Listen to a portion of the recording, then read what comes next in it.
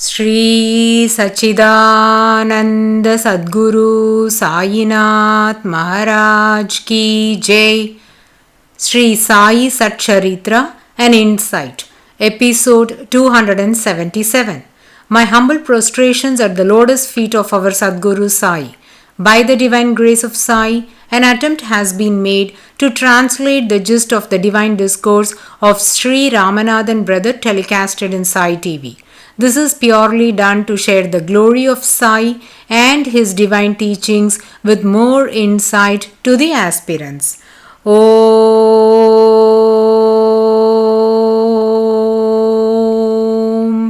Gurur Brahma Gurur Vishnu Gurur Devo Maheshwaraha Guru Sakshat Parabrahmam Tasmai Shri Gurave Namaha.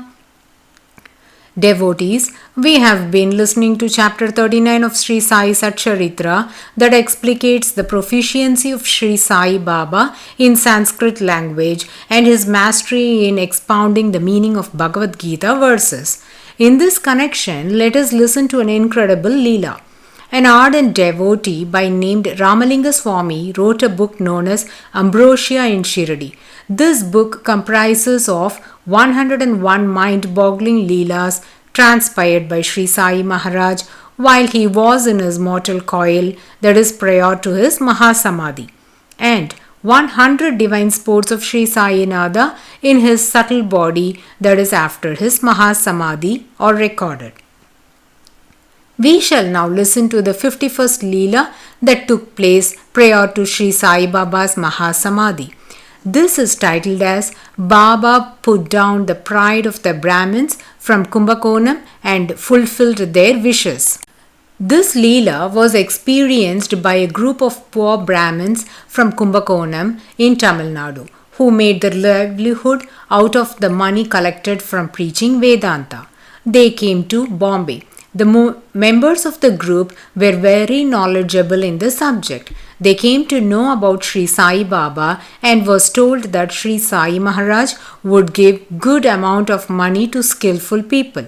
During that period, Sri Sai Nada was dispersing around rupees 700 to rupees 800 daily to all out of the Dakshina money he collected. To some devotees he gave a fixed amount, others it varied. Every day, people from various walks of life came to display their talents. They were ghazal singers, folk dancers, instrumentalists, bhajan groups, magicians, and so on. All of them got what they longed for and went home satisfied.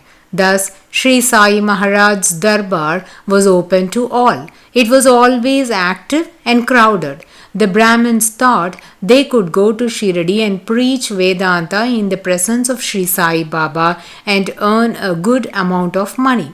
But they were also apprehensive that Sri Sai Baba, being a Muslim, that is an Avliya, how can they bow before him or give a talk on Vedanta?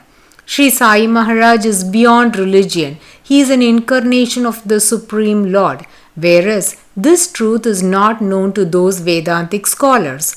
Finally, they decided that as Purna Brahman is omnipresent and the same is also present in this Avliya, so to preach and bow to that Purna Brahman in Baba must be apt. With this motive in mind, they set out for Shirdi.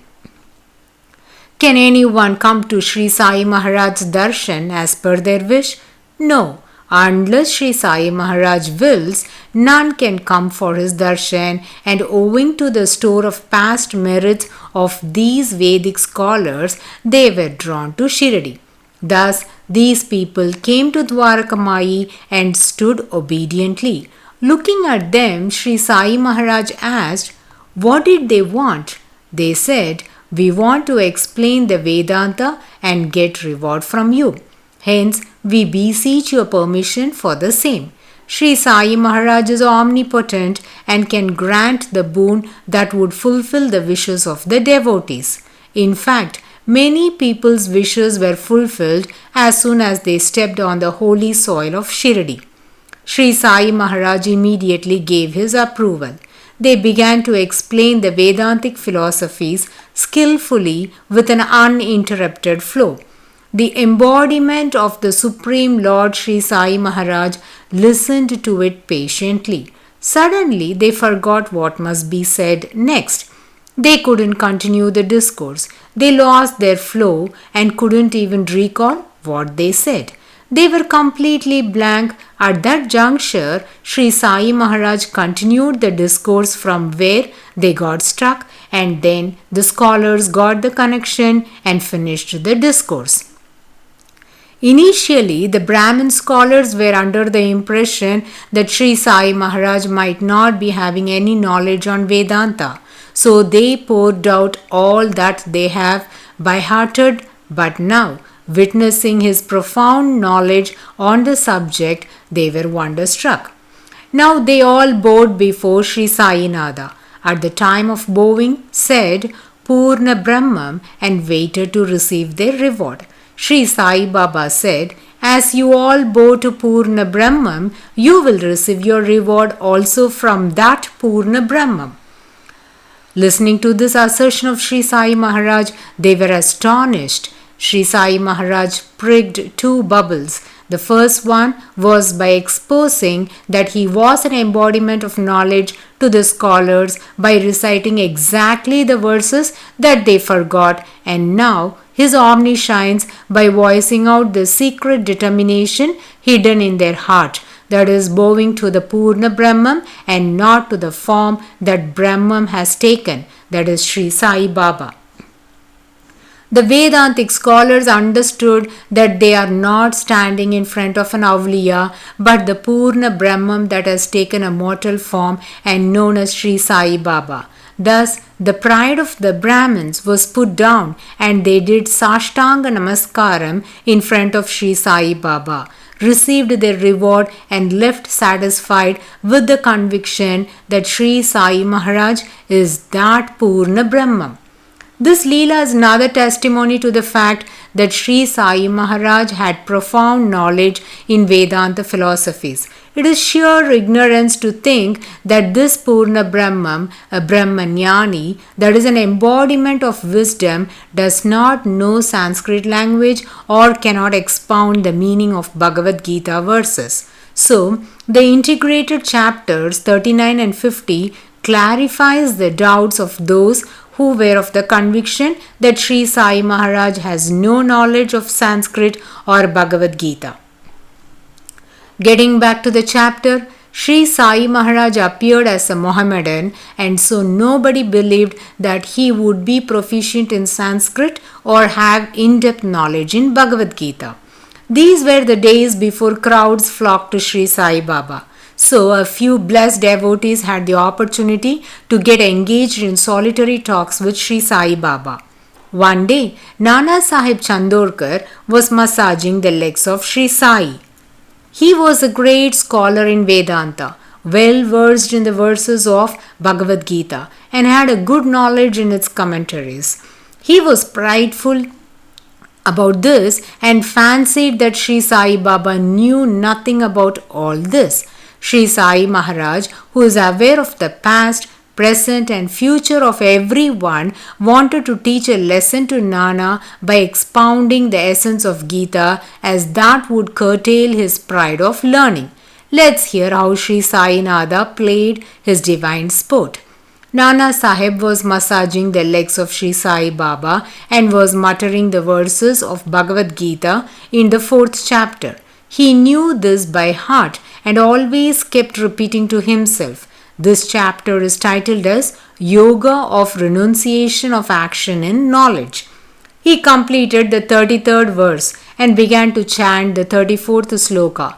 At that moment, Sri Sai Nada asked, Nana, what are you muttering to yourself? Chant slowly and clearly so that I can hear whatever you are mumbling. Immediately, Nana recited all the 4 lines of the slokas loudly. Tatvidi pranipatena pariprashnena sevaya upadekshayanti te jnanam jnaninas tatvadarshinaha. Now Sri Sai Maharaj asked him if he understood the meaning of it. Nana said, "Yes." Sri Sai Nada continued, "Then you explain it with all the details." Nana felt so happy that he was asked to elucidate the meaning of the slokas. He has an expert in explaining the verses as he has studied it in depth. So, with great humility and with folded hands in a sweet tone, he gave the meaning of every metric foot of this verse spoken by Lord Krishna. Let's listen to Nana's explanation. He spoke with great respect, making prostrations at the Guru's feet, giving one's life in the service of the Guru, and questioning the Guru respectfully. Then, those who have attained the real knowledge will give instruction of that knowledge. In essence, Krishna, the embodiment of mercy, is explaining to Arjuna with love that service to the Guru and prostrations to the Guru are necessary to attain real knowledge. Arjuna, if you follow this path, then those who have real knowledge will show you the way for the achievement of knowledge. This is the meaning of this verse. Sri Sai Baba said, "Nana, I do not want this sort of collected purport of the whole stanza. Explain it word by word with its grammatical force and meaning." Then Nana explained it word by word. Now Sri Sai Maharaj is asking open-ended questions. "Nana, is it enough to make prostration merely?" Immediately Nana said, "I do not know any other meaning for the word pranipata other than prostration." Now Sri Sainatha asked, "What is pariprashna?" Nana replied, asking questions. "Then what does prashna mean?" asked Sri Sai Baba. Nana said the same questioning. Sri Sai asked, "If prashna and pariprashna means the same, then why did the prefix pari added here? Was Vyasa off his head?" Devotees, Sanskrit is a difficult language. How did it become easy for Sri Sai to know it, to be able to ask such questions in depth? Inconceivable is the knowledge of the saints. Nana's mind began to ponder deeply. He said, "I do not know any other meaning for the word pariprashna." Now Sri Sai Baba imposed another question. "Seva? What sort of seva is meant?" Nana has been massaging the holy feet of Sri Sai Baba during this conversation, so he said, "Just what we are doing always." Sri Sainatha asked, "Is it enough if you do this type of service?" Nana replied, "I do not know what other meaning the word seva denotes." Now Nana has understood that his knowledge in the subject is only limited. Sri Sai Maharaj didn't stop there. He asked the next question. What was that? And how did Nana manage to answer that? When did Nana feel humiliated?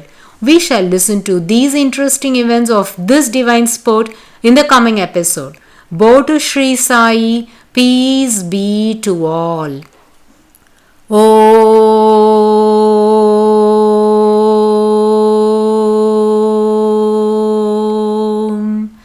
Sai Ram.